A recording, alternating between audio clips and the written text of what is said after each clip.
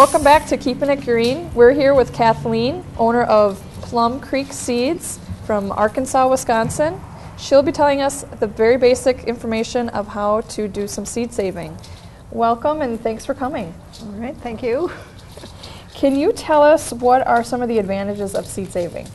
Well, I teach workshops on seed saving, so I usually ask the people who come, why are you here? And there's a whole range of answers. One fairly common one is people say, my grandmother gave me these flowers and now I'm in charge of them and I have to know what to do. Or there's this certain kind of squash that my family always grew and I want to keep it. Or it can just be a cultural tradition. Other people, it's not so much that I got the seeds from my grandmother as it's a commercial variety that I really like, but I know that the catalogs might not carry it forever, and I want to make sure I have seeds of this particular variety. Some people, it's just a self-reliance thing, or a Mount Everest thing. I can do it, so I'm going to do it. Some people think saving money is a factor. That can be a factor, although you're going to have to spend time instead, like a lot of do-it-yourself projects. And then there's just the sort of genetic preservation, making sure that these varieties are around, even if they're not your favorite, because they might have some disease resistance that we need in the future. As you grow seeds in your own garden over several generations, they will adapt. You always save the seeds from the best plants. And so you're basically developing a strain that works really well in your own garden that might be better than what won the national prize for growing everywhere, but it's really locally adapted. And then I just like having that whole circle, full circle of life going on in my garden. So those are, and it's a different combination of reasons for everybody. It's kind of the same reasons people garden. There's many different reasons people garden, so there's many different reasons people seed save too, it sounds like. Right, and it's just, it's also can be addictive. And it's just fun. Well, what are some factors to consider before getting started with the whole setup at your own house? Well, the first thing you need to realize is that there's a difference between what are called open pollinated varieties and hybrid varieties. And open pollinated includes the heritage, the heirlooms, and a lot of older commercial varieties. And it's easy, people are more familiar with animals, so a lot of times it's easier to go with that. An open pollinated is similar to a purebred dog. A hybrid is a cross, basically, say, a Labradoodle. If your Labradoodle has puppies, even if the father is a Labradoodle, you don't know which parent. They're going to look more like a poodle, more like a Labrador, something in between. Whereas if you have a purebred dog, you know what you're getting every time. Same with plants. So same with plants. If I grow an old standard heirloom Brandywine tomato and I follow all the rules for how to keep it from crossing with other tomatoes, I'll always get that same Brandywine tomato. If I save seed from a hybrid tomato, especially after a couple generations, it's going to start looking like its parents, which who knows what they were and whether they're exactly what I want. So that's the first thing to know. And then basic biology is that to produce seed, plants need to be fertilized, pollinated.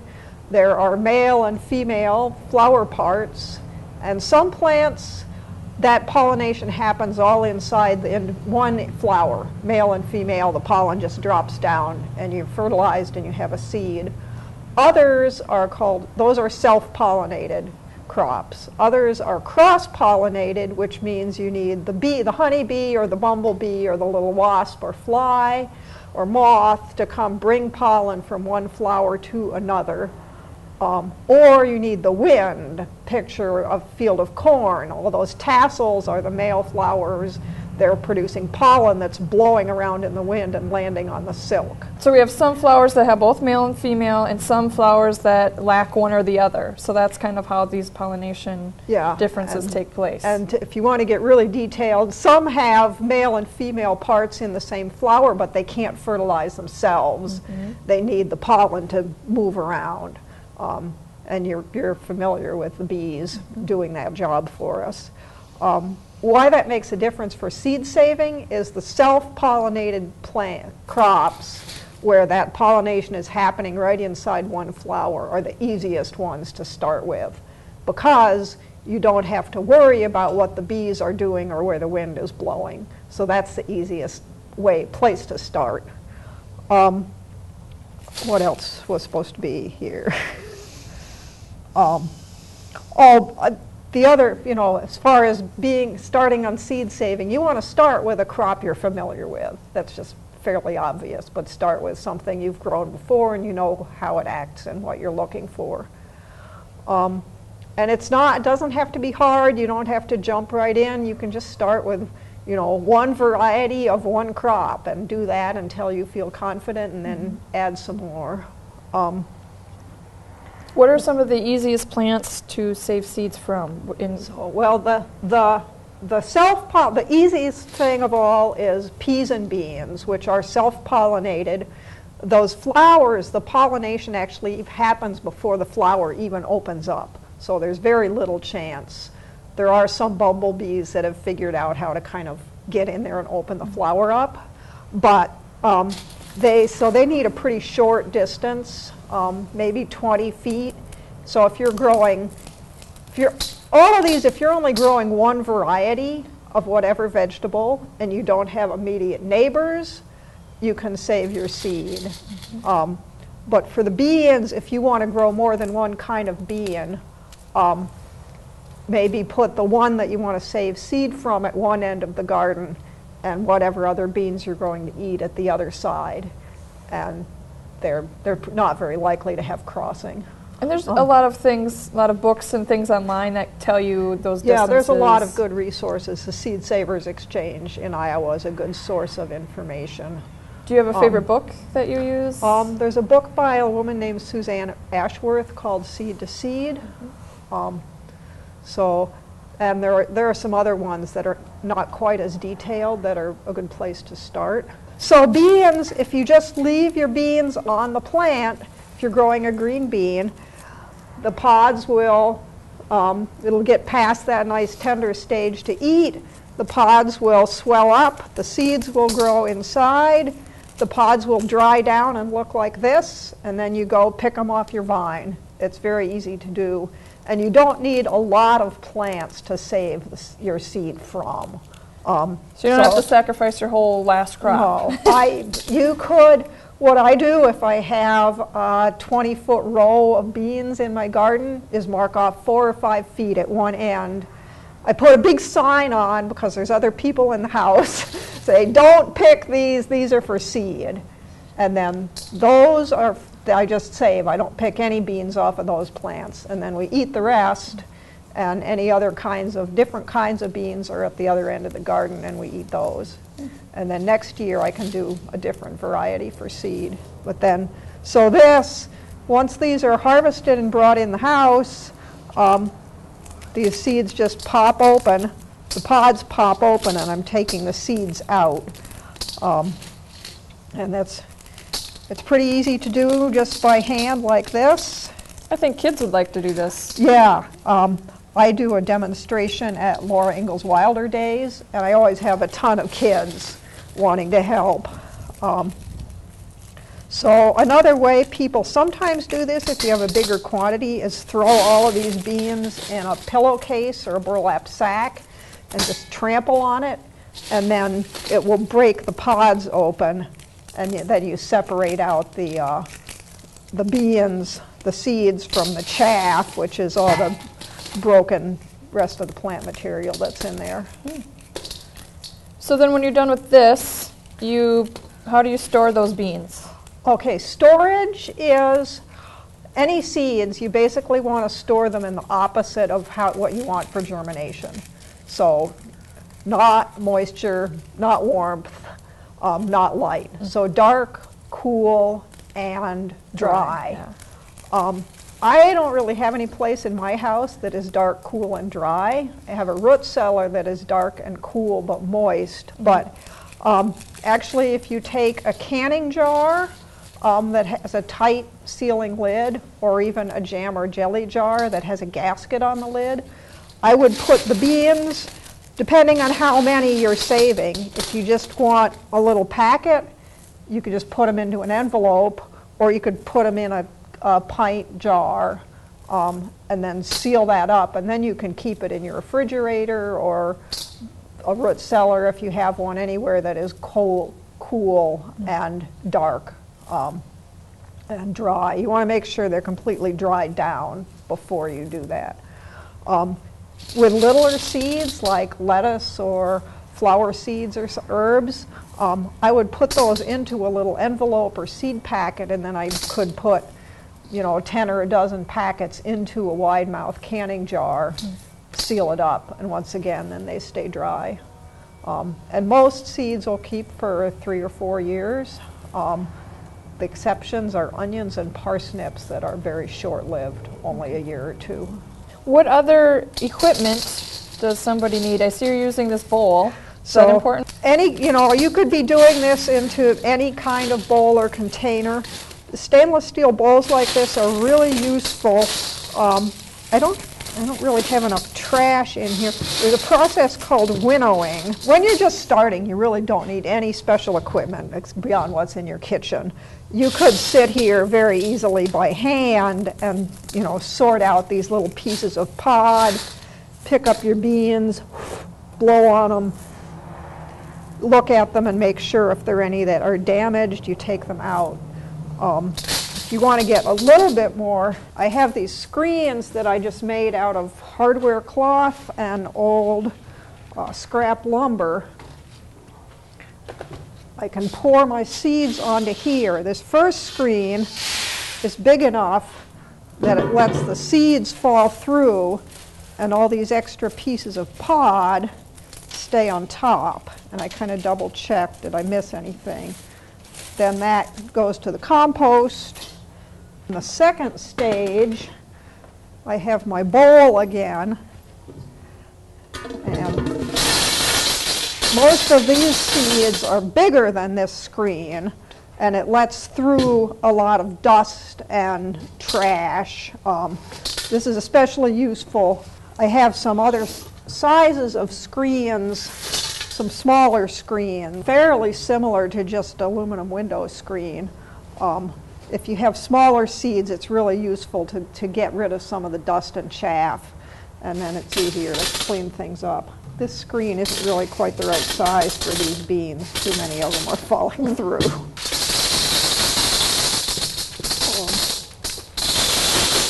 Basically, the bowls, the kitchen strainer, some scrap paper, some string to make signs on your beans that tell people not to eat them. You don't have to spend a lot of money to get started. If we want to get more advanced, such as tomatoes, then we do need a little bit more. There's another process. Yeah, there's another process. Tomatoes are still mostly self-pollinated. So if you have your one tomato you want to save seed from, put that at one side of your garden, put your other tomatoes at the other end of the garden. And then it's a good idea to have maybe at least half a dozen plants and to take a few fruits off of each of those plants. Although you could, if you needed to, just save seed from one plant. The bean seeds are basically ready to use once you get them out of their shell.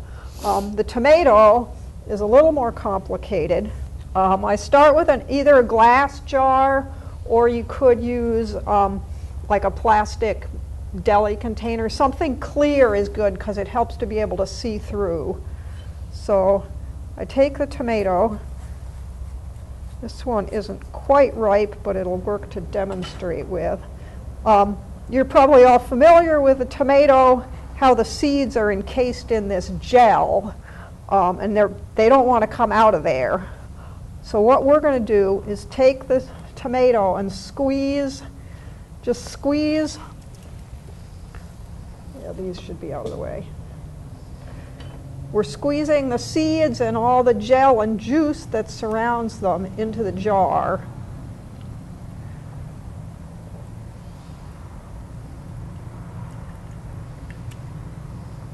And I would want to do this with enough fruits so that it maybe had a couple inches deep in the jar.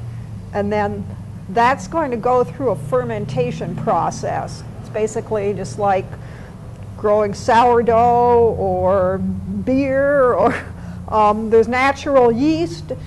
It's going to start fermenting this liquid in here, the sugars that are in the fruit. This process takes several days.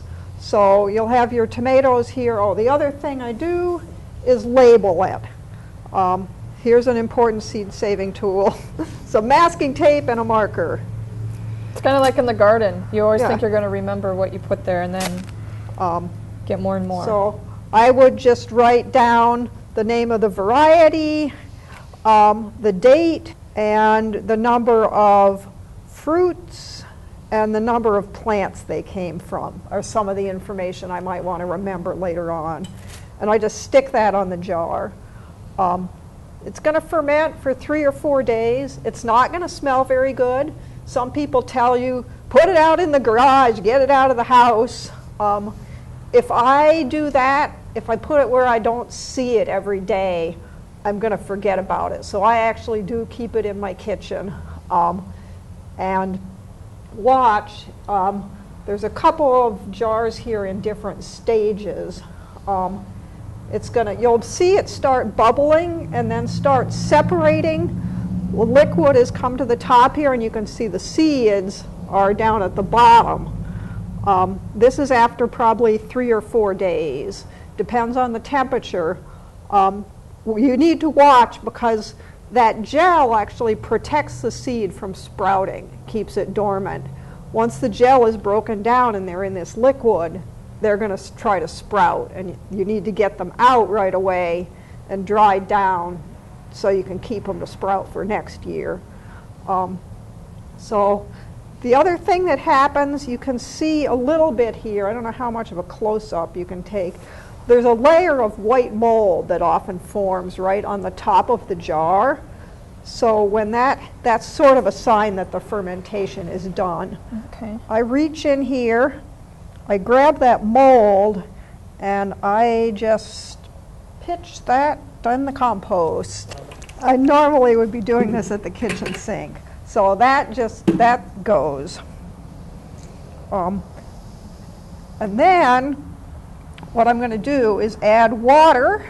I add water, kind of stir this around, wait for the seeds to settle down to the bottom, and then I'm just going to pour off all this gunk on the top until I'm down to where there's seeds again. They settle pretty fast, it looks like. Yeah, they settle out pretty fast. The good seeds, if there are a few that float, they don't have much weight to them. They're probably not necessarily the best seeds. So it looks like the tomato tells you a lot. It forms that mold on top when they're ready, and then the ones that float more aren't necessarily the most viable. You can see every time I do this, the seeds are looking a little cleaner, and more of that trash is floating off. And eventually this water is going to be basically clear as it runs off. Once I've got it clean, then my last time I'm just going to pour it into a strainer. This just basically wicks water away through the bottom of the strainer so they're getting as dry as possible. And then the last step, turn it out onto, this is a piece of blank newsprint. Some people use coffee filters, just any kind of paper that will wick the moisture away from the seeds because you want them to dry down as fast as possible. I put that on there. That tells me what variety it is, and I might write the date when I took it out. And then this just needs to sit out in the air. You need it to keep it in a place where there's some air circulation. no mice, and where it's not going to get tipped over to dry out. And then once the seeds are completely dry, you can feel that they don't have any give to them, or it can't really be bent or squished. Then you can, they'll probably be stuck to the paper. I rub them off and then put them into a seed packet and put them into storage. How long does it usually take to dry? It depends on how humid it is, and sometimes in the summer, but less than a week probably. So I actually have a little cage with a fan blowing where I can put them to blow across. But I would say usually within a few days. And if they've been too wet, I'm assuming they would mold, and then you would know. Yeah, they'll either start sprouting or molding if they're too wet. So you're probably a little bit better to leave them out longer, just to make sure. Once people have started, and once you've done some beans and peas and tomatoes, one other self-pollinated crop is lettuce. That's a little bit, has a few details, but basically you just leave, you don't want the first lettuce that bolts. You want to pick out your best couple of plants and let them go to seed. They'll make a yellow flower that looks kind of like a dandelion. And then it'll do the same thing a dandelion does. It'll close up and then it'll open this little puff ball, and you can come and just pick those seeds off. Especially for your own use, you don't need all that many. So it dries on its own? It just dries. Just kind of like the bean? Yeah, it's really exactly like a dandelion. It's just a dry seed with a little parachute on it at the end. And if you don't, if you don't pick it, they'll just fall to the ground, and then you'll have volunteer lettuce. Once you get into cross-pollinated crops, there's a much longer isolation distance because your bees could be flying a quarter or half or a mile. So you need to think about what your neighbors are growing. And a lot of cross-pollinated crops need a larger number of parent plants just to keep their genetics healthy. So that's sort of more complicated. That's a whole different. So you have to have more space to grow them just for seed. Yeah, more. You have to grow a bigger number of plants, and then you have to isolate them by a longer distance from anything of the same variety that they might cross with. And there's some things that you might not think that are actually the same species. Beets and Swiss chard will cross with each other. Like broccoli and cabbage and cauliflower, kohlrabi are all the same species. But once you're thinking about doing something that complicated, there's reference books that will help you figure that out. So. Well, this is fantastic information. I think anybody could get started with beans. Yeah, beans would be really easy. You could either grow just dry beans that you would grow for chili or soup, or just regular snap beans, or it's exactly the same process for peas. Just leave part of the row and let them dry down on their own. Well, thank you so much for coming and talking to us today. All right, thank you. Thank you for joining us on this episode of Keeping It Green. We learned a lot about seed-saving techniques. We'll hope you'll join us again. Chippewa Valley Community Television is made possible by continuing community support. If you would like to volunteer or make a donation, you can contact us by calling 715-839-5067 or on the web at www.cbctv.org.